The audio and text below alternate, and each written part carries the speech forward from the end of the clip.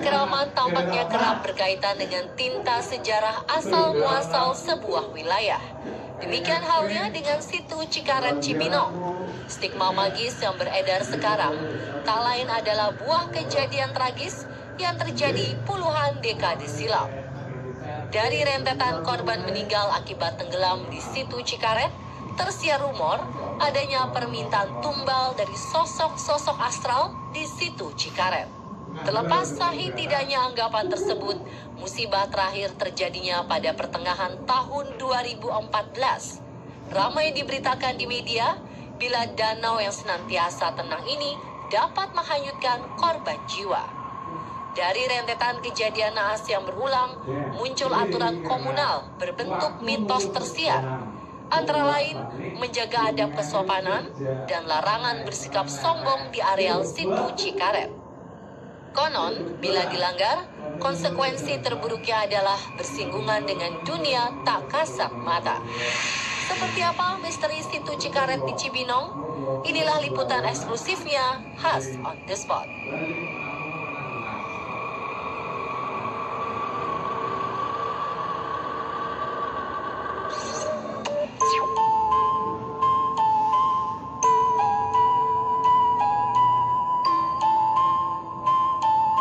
Sejengkal dari ibu kota Jakarta, masih dapat kita jumpai panorama asri dari danau legendaris di distrik Cibinong.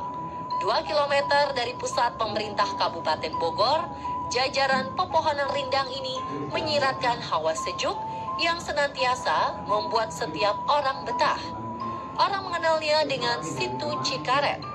Hamparan indah seluas 12 hektar ini menjadi primadona masyarakat Cibinong sebagai destinasi wisata yang memanjakan mata, sekaligus surganya para pemancing. Di balik anggunnya situ Cikaret, tersiar selentingan misteri yang ternyata bukanlah hal baru di danau sedalam lebih dari 5 meter ini. Saya pulang dari masjid, ini cerita saya aja ya. Pulang dari masjid, saya pas nongkrong tuh, itu kan ada WC. Saya biasa kalau gitu suka ke WC dulu. Ada orang mancing, saya lihat gitu.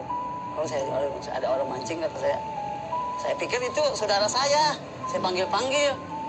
Ternyata setelah saya sampai nyebur, bukan orang. Ya saya balik arah karena saya nggak berani, saya juga takut. Nggak biasa berhadapan seperti itu. Nyebur ke saya tuh, nyebur saya bilang, saya lihatin kok nggak timbul, bukan orang ini. Sendirian jam 3 lah, jam 3 pagi saya mau berangkat ke masjid itu. Kisah lain beredar. Kali ini, cerita tak terduga dituturkan saat warga mengail ikan di kawasan ini. Saya kan biasa mancing ya, saya biasa mancing. Itu, saya lagi mancing, itu tiba-tiba tuh air sampai 2 meter tinggi itu air, mancur ke atas. Kan aneh itu, pagi jam 9. Dulu kan kalau nyari ikan tuh nggak harus pakai jala, nggak harus dipancing, nggak harus diobat pakai cengkali segala macam. Ini ada yang aneh juga, justru pakai granat. Ayah saya tahu, orang tua saya tahu. Saya bilang begini, kata orang tua saya bilang, di sebelah sini, sebelah sana tuh yang ada pohon yang miring tuh. Itu di sebelah sini tolong jangan diledakin. Dia ledakin mah dia. Kata abah nih dibilangin kalau dicemplungin pun ke situ nggak bakal meledak. Di saat masukkan sama di granat satu, nggak meledak. Masukkan lagi satu lagi, nggak meledak juga.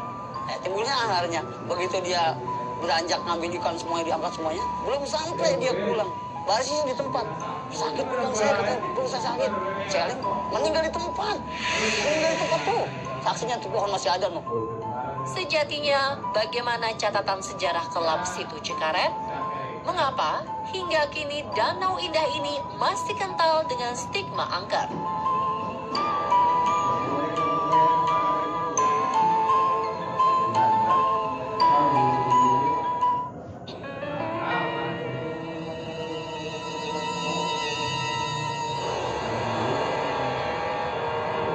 Dahulu kawasan Cibinong tak ubahnya sebuah hutan lebat yang belum banyak dibangun pemukiman. Tak ada yang tahu sejak kapan sumber air di kawasan ini memancar. Namun pemanfaatan limpahan air rawa untuk irigasi masih segar diingatan warga lokal. tepatnya pada masa kolonial Belanda sebelum abad ke-19. Setu ini dibangun untuk pengairan di daerah Ciodong. Jadi untuk disalurkan ke daerah Ciodong dan selanjutnya untuk kemana-mana untuk pengairan sawah. Ada orang yang bisa, orang yang pintar. Kalau membuat setu ini tidak dipendemin atau tidak dipakai tumbal, nggak mungkin jadi setu ini.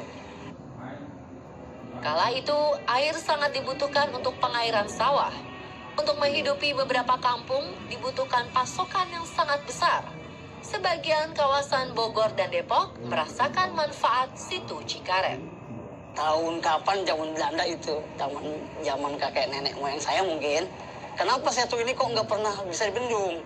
Jadi selalu bongkar gitu. Jadi dikasih tahu sama orang yang bisa itu nggak bisa berwujud dijadikan bendungan kecuali ada pemendaman satu orang yang hidup maksudnya. Jadi disebut tumbal gitu. Jadi kasarnya mungkin harus ada tumbalnya baru bisa berwujud jadi setu seperti itu. Konon, tanggul yang dibuat untuk menahan air tak memiliki ketahanan yang kuat. Dari situasi ini, kemudian tercetuslah ide jika tanggul tersebut juga harus diperkuat juga pada sisi spiritualnya.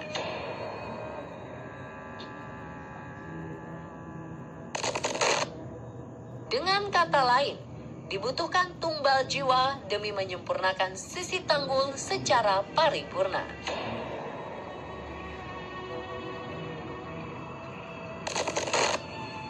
Orang-orang Belanda itu ya ambil kesimpulan dengan orang-orang penduduk setempat bagaimana caranya. Nah justru itulah jadi secara budaya orang dipendam hidup dan yang dipendam itu Mbah Muridin kalau nggak salah, Pak Muridin. Diceritakan Belanda pun bersiasat licik. Mereka melakukan segala cara agar seseorang mau dikubur hidup-hidup. Saat itulah dikenal sebuah cerita tentang pengorbanan Mbah Muridin. Kalau ada yang bisa ngambil barang saya di dalam sumur itu tadi barang saya jatuh ke situ katanya ceritanya. Kalau bisa ada yang ngambil ke situ, tolong ntar saya kasih hadiah seperti itu kasarnya. Di samping cari orang yang bisa itu memang disengaja dikasih gamelan supaya banyak pengunjung gitu. Siapakah Mbah Muridin? Dan bagaimana sosok yang menjelma pada kehidupan masa kini?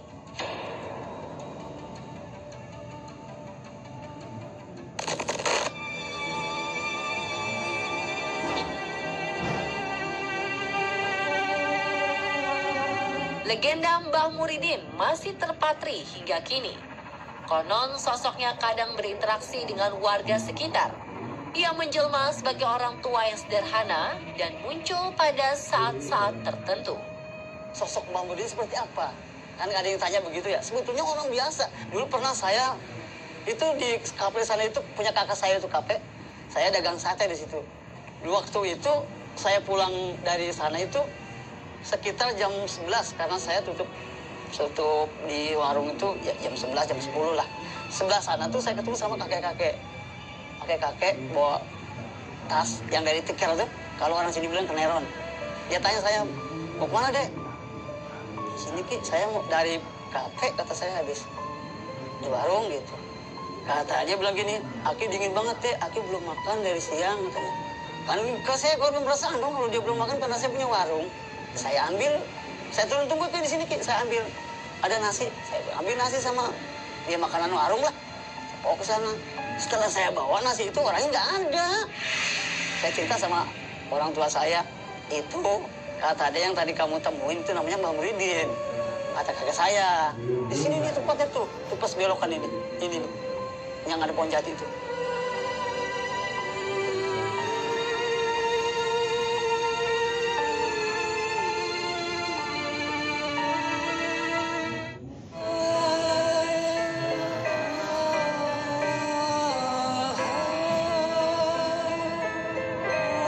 Biasanya setiap zona keramat yang diyakini dengan sebuah legenda terdapat mitos untuk senantiasa menjaga adab kesopanan. Setali 3 uang di situ Cikaret, mitos itu masih terpelihara sampai kini. Ya, di sini nggak boleh sombong, nggak boleh ya berbuat yang nggak baik lah gitu di sini. Ya jangan suka sombong kalau di sini gitu. Ini kan diam-diam katanya menghanyutkan. Pernah berapa tahun ya kejadian kayak perahu tenggelam gitu kan. Ada 2 korban. Ya kadang-kadang foto-foto 2 orang jadi 3 orang gitu aja. Jadi pernah penampakan foto di situ tuh ada pocong gitu. Dikamerain ada pocong di sebelahnya. Bener itu mah di HP. Di beberapa penjuru situ dikenal penjaga-penjaga gaib yang konon keberadaannya masih diyakini masyarakat sekitar. Jadi Setu ini kata ada yang pernah lihat, bukannya Setu. Di sini seolah-olah kerajaan. Orang lihat itu, ya yang orang lihat itu tukang kerupuk orang Garut. Katanya Setu kok, bukan Setu, kerajaan, umur elit-elit. Dia kebingungan. Ya setelah itu, dia kan udah, dia nengok lagi udah Setu lagi. Itulah pemirsa misteri situ Cikaret Cibinong. Terus saksikan On The Spot untuk update informasi misteri, wow, dan kekinian.